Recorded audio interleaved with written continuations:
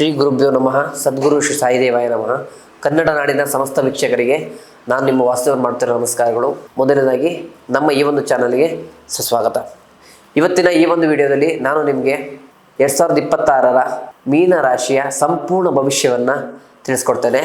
ಅದಕ್ಕಿಂತ ಮುಂಚೆ ನಮ್ಮ ಈ ಒಂದು ಚಾನಲ್ನ ಲೈಕ್ ಮಾಡಿ ಮತ್ತು ಸಬ್ಸ್ಕ್ರೈಬ್ ಮಾಡ್ಕೊಳ್ಳಿ. 2025 ಇನ್ನೇನು ಕೆಲವೇ ತಿಂಗಳುಗಳಲ್ಲಿ ಅಂತ್ಯ ಆಗ್ಲಿಕ್ಕೆ ಬರ್ತಾ ಇದೆ. ಆದರೂ ಕೂಡ 2026ರ ಮತ್ತು 2025ರ ಅಂತ್ಯದ ಮೂಲ ಭವಿಷ್ಯದ ಬಗ್ಗೆ ಎಲ್ಲರಿಗೂ ಒಂದು ಚಿಂತೆ ಅಂತಕ್ಕಂಥ ವ್ಯವಸ್ಥೆ ಇದ್ದೇ ಇರುತ್ತೆ. ಅದ್ರ ಬಗ್ಗೆ ತಿಳಿಸೋಣ. ಮೊದಲನೇದಾಗಿ ಮೀನ ರಾಶಿಯವರ ಒಂದು ವ್ಯವಸ್ಥೆ ನೋಡೋದಾದ್ರೆ, ಮೀನ ರಾಶಿಗೆ ಶುಕ್ರ ಮತ್ತು ಗುರು ಇವರಿಬ್ಬರ ಕಾಂಬಿನೇಷನ್ ಬಂದಿರೋದ್ರಿಂದ ಈ ಕಾಂಬಿನೇಷನ್ ಏನಾಗುತ್ತೆ, ಶುಭ ಫಲಗಳು ವ್ಯವಸ್ಥೆಗಳಾಗುತ್ತೆ. ಮನೆಯಲ್ಲಿ ಶುಭ ಕಾರ್ಯಗಳು ನಡೆಯುವಂಥದ್ದು ಆಗ್ಬೋದು, ಮಾಡ್ತಕ್ಕಂಥ ಕೆಲಸ ಅಭಿವೃದ್ಧಿ ಆಗ್ಬೋದು, ಏನೇ ಕೆಲಸ ಕೈ ಹಾಕೋದು ಕೂಡ ಸಫಲತೆ ಅಂತಕ್ಕಂಥದ್ದು ಇವರಿಗೆ ಕಟ್ಟಿಟ್ಟ ಬುತ್ತಿ ಅಂತ ವ್ಯವಸ್ಥೆ ಆಗುತ್ತೆ. ಸಂಪೂರ್ಣ ನೋಡಬೇಕು ಅಂತಂದ್ರೆ, ಮೊದಲನೇದಾಗಿ ಉದ್ಯೋಗ ಮತ್ತು ಆರ್ಥಿಕ ಸ್ಥಿತಿ. ಉದ್ಯೋಗದಲ್ಲಿ ಇವರು ಏನೇ ಕೆಲಸ ಮಾಡೋದು ಕೂಡ ಸಫಲತೆಯನ್ನು ಕಾಣ್ತಾರೆ. ಆದರೆ ಲಾಭದಾಯಕ ವಿಚಾರಗಳು ಸ್ವಲ್ಪ ಕಡಿಮೆ. ಅಂದ್ರೆ 100 ಭಾಗ ಕೆಲಸ ಮಾಡಿದ್ರೆ 10 ಭಾಗ ಲಾಭವನ್ನು ಕಾಣ್ಬೋದು ಅಷ್ಟೇ. 90 ಭಾಗದಲ್ಲಿ ಶ್ರಮ ಇರುತ್ತೆ ಹೊರತು 10 ಭಾಗದಲ್ಲಿ ಲಾಭ ಕಾಣ್ತೀರಾ. ತದನಂತರದಲ್ಲಿ ಹೊಸದಾದಂತಹ ಕೆಲಸಗಳು, ಹೊಸದಾದಂತಹ ಕಾರ್ಯಕ್ರಮಗಳಾಗ್ಬೋದು, ಏನೇ ಮಾಡೋದು ಕೂಡ ಅಷ್ಟೊಂದು ಶುಭ ಫಲಕಗಳು ಅಲ್ಲ.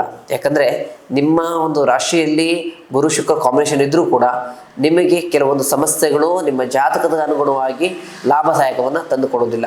ತದನಂತರದಲ್ಲಿ ಆರ್ಥಿಕ ಸ್ಥಿತಿ ನೋಡೋದಾದ್ರೆ, ಈ ಹಿಂದಿನ ಎಲ್ಲ ಹೂಡಿಕೆಗಳಲ್ಲಿ ಸ್ವಲ್ಪ ಮಟ್ಟಿನ ಲಾಭವನ್ನು ಕಾಣ್ತೀರಾ. ಆದರೆ ಉತ್ತಮ ಮಟ್ಟಿನ ಲಾಭವನ್ನು ಕಾಣಲಿಕ್ಕೆ ಇನ್ನು ನೀವು ಒಂದು ವರ್ಷವನ್ನು ಕಾಯಬೇಕಾಗತ್ತೆ. ಕುಟುಂಬ ಮತ್ತು ಪ್ರೇಮದ ವಿಚಾರ ಬಂತು ಅಂತಂದ್ರೆ, ಕುಟುಂಬದಲ್ಲಿ ಮೊದಲನೇದಾಗಿ ಮನೆಯಲ್ಲಿ ಯಾರು ಮದುವೆ ಮಾಡಬೇಕು ಅಥವಾ ನನ್ನ ಮಕ್ಳಿಗೆ ಮದುವೆ ಮಾಡಬೇಕು, ನನ್ನ ತಮ್ಮ ಅಕ್ಕ ತಂಗಿ ಮದುವೆ ಮಾಡಬೇಕು, ಅದರ ಮಕ್ಳಿಗೆ ಮದುವೆ ಮಾಡಬೇಕು ಅಂತ ಯಾರು ಕಾಯ್ತಿರ್ತಾರೋ ಅವರ ಮನೆಯಲ್ಲಿ ಈ ವರ್ಷ ಒಂದು ಮಂಗಳಕರವಾದಂಥ ಶುಭ ಸಮಾರಂಭಗಳು ನಡೆಯುತ್ತೆ.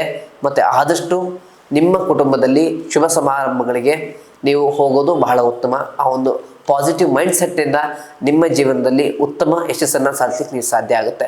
ತದನಂತರದಲ್ಲಿ ಪ್ರೇಮ ವಿಚಾರ ಬಂತು ಅಂತಂದರೆ, ಪ್ರೇಮ ವಿಚಾರದಲ್ಲಿ ಇಬ್ಬರ ನಡುವೆ ಸಾಮರಸ್ಯ ಆಗ್ಬೋದು, ಸ್ವಲ್ಪ ಕುಂಠಿತವಾಗುವಂಥ ವಿಚಾರವಿದೆ. ಹಾಗಾಗಿ ನೀವಿಬ್ಬರು ಸಾಮರಸ್ಯವನ್ನು ಅತಿಯಾಗಿ ನಿಮ್ಮ ತೋರ್ಪಡಿಕೆ ಪ್ರೀತಿಯನ್ನು ಮಾಡೋದು ಬಿಟ್ಟು, ಪ್ರೀತಿಯನ್ನು ಮನಸ್ಸಿನಲ್ಲಿ ಅವ್ರ ಮೇಲಿರೋದು ಕಾಳಜಿಯನ್ನು ತೋರಿಸ್ಕೊಳ್ದೆ ನೀವು ಇರೋದ್ರಿಂದ ಅತಿಯಾದ ದೃಷ್ಟಿ ವ್ಯವಸ್ಥೆ ವಿಚಾರಕ್ಕೆ ನೀವು ಗುರಿಯಾಗದೆ ನಿಮ್ಮ ಪ್ರೀತಿ ಪ್ರೇಮ ವಿಶ್ವಾಸದಲ್ಲಿ ಯಾವುದೇ ಗೊಂದಲಗಳು ಸಮಸ್ಯೆಗಳು ಇರೋದಿಲ್ಲ. ತದನಂತರ ಆರೋಗ್ಯದ ವಿಚಾರ ಬರಬೇಕು ಅಂತಂದ್ರೆ, ಆರೋಗ್ಯದಲ್ಲಿ ನಿಮಗೆ ಉಸಿರಾಟದಲ್ಲಾಗ್ಬೋದು, ತದನಂತರದಲ್ಲಿ ಎದೆ ನೋವು ಆಗ್ಬೋದು, ಉಸಿರಾಟದ ತೊಂದರೆ, ಶ್ವಾಸಕೋಶದಲ್ಲಿ ಕೆಲವೊಂದು ತೊಂದರೆಗಳು ಇದು ನಿಮಗೆ ಆಗ್ಲಿಕ್ಕಿದೆ. ಹಾಗಾಗಿ ಸ್ವಲ್ಪ ನೀವು ಅತಿಯಾದ ವ್ಯಾಯಾಮ ಮಾಡೋದಾಗ್ಬೋದು, ಯೋಗಾಸನ ಮಾಡೋದಾಗ್ಬೋದು, ಆಸ್ಪತ್ರೆಗೆ ಸ್ವಲ್ಪ ತೋರಿಸ್ಕೊಂಡು ನೀವು ಗುಣಮುಖರಾಗೋದು ಬಹಳ ಒಳ್ಳೆಯದಾಗುತ್ತೆ.